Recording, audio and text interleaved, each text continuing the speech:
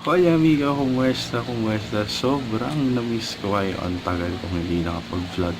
Pero ngayon, sa pagbabalik natin, ang gagawin ko ay magre-review ng isang product na in-unbox ko 2 weeks or 3 weeks ago. So, mukhang alam ko na alam nyo kung ano yung tinutukoy ko. So, let's get started.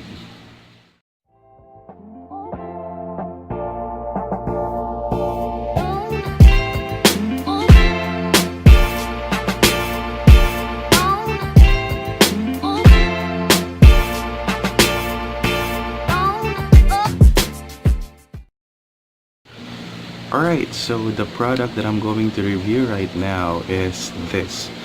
The Arimic or Arimic Your Phone Microphone.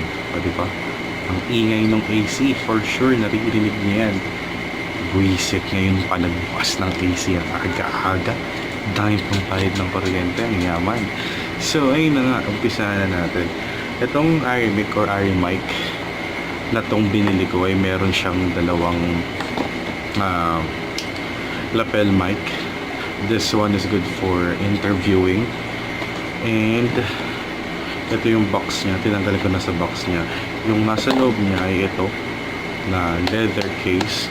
Dito nakalagay lahat, yung lapel mic, yung mga accessories, yung mga extra wind muff, yung TRRS. So ayun, umpisa na natin. Gamit ko na to, alam niyo yun. Ngayon ko lang napag-decide yung mag full review about this. So, unang-unang bubungad sa'yo pagbukas mo nito ay itong napakahabang lapel mic na to. This is for 19 feet.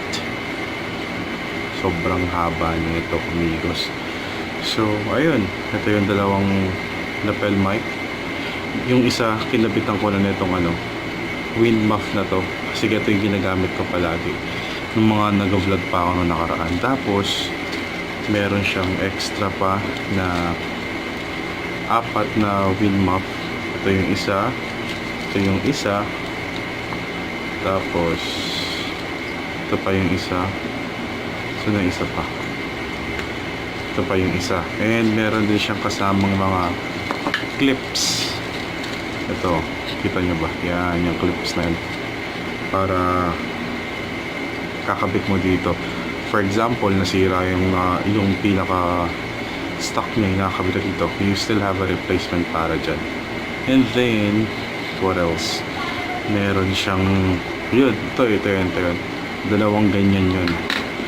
Tapos, meron siyang isang, what do you call this? Let's check. DSLR adapter cable. Ayan o. Kasi diba, as I mentioned, kapag ganyan yan, meaning to say, kita ba yan? Meaning to say na pang mobile phone to. So ayun na nga, balik na tayo sa pag-review nitong product na to.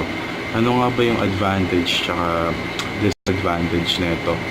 Ang advantage nito, number 1 is that mas maririnig ka na maayos, especially kapag mahangin, kapag medyo maingay, kasi this is an omnidirectional lapel mic. Tapos sobrang gaan niya dalhin. Imaginein mo, hindi mo na kailangan ng pagkalaki-laking shotgun mic. Nakalagay lang siya dito. Kabit natin sa loob. Wait lang. Yan, lalagay mo na siya ayan, lalagay mo na siya na ganyan, maladala mo na para ka lang may dala na coin purse, diba? Tapos aside sa pagiging handy niya, mura pa siya. As I mentioned nga, I bought it at Shopee for 592 or 594 pesos during the 11/11 sale. Pinagkapawisan na naman ko. So, ayun. Tapos, ang disadvantages na ito, meron din naman siya kahit papaano. Ayun nga, sobrang haba ng wire na, especially kapag mag-vlog ka outdoor and then he decided to use this one. Hindi mo alam kung saan mo siya pwedeng ikabit. Pero ako nakaisip na ako ng paraan. Kasi itong Gorilla Pad ko, meron siyang pang-lock sa gilid. So, di ba naka-roll siyang ganon. Pinapasok ko lang siya na nakasabit siyang ganon. And then, aside from that, isa pang pinaka-major disadvantage niya, especially for Android users, yung stock cam natin, hindi mo siya magagamit doon. Kahit anong plug mo yan sa stock cam. I tried tong Oppo ko, yung isang Oppo, yung Samsung nila Jam. Tapos yung ano pa isa, yung tawag dito, P20 Pro, hindi siya gumagana sa stock na camera. You have to download a third party application. You can download Cinema FX, you can Cinema FV5. I'll put the link sa description, tsaka yung mga pangalan applications na you can download if you're an Android user. Tapos pwede yung hedge cam tsaka open camera, kasi those types of application meron siyang option na to use external mic kung meron, kasi yung mga stock camera kahit ikabit mo siya, kahit TRRS siya, kasi yung TRRS that is for mobile phones, pero hindi ko alam kung bakit sa stock camera ng mga Android hindi siya gumagana, pero sa stock camera ng iPhone 6, ng 4S, ng 5S, ng 6S Plus, katulad yung kay Jam tinry ko, sobrang ayos niya, di mo na kailangan mag-download. Ang problema ko kasi, kaya ako naiinis, kasi etong phone ko meron siyang wide angle, diba? Nabanggit ko yun sa nakaraang vlog ko na meron tong wide angle na kala mo naka fish eye ka, para kang naka action camera. So ito lang yung cam mo, ayan lang, ayan, kaalagin ko, ito lang gagamitin ko, ayan lang, isang dangkal lang, pero kita niyo yung sakop, ang laki nung sakop niya. Kapag in-extend ko pa yung kamay ko na hanggang, isipin mo, ayan yung camera, ito lang, pag na-extend niya ng layo, sakop na yung buong yan, ganun siya kaganda. So ang problem naman sa open camera,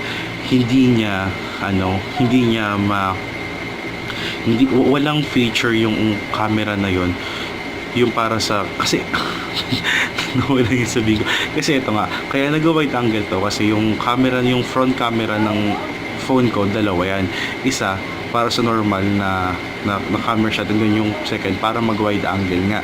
So yung open camera, yung mga camera applications na na open cam, wala siyang feature para magamit yung wide angle mo.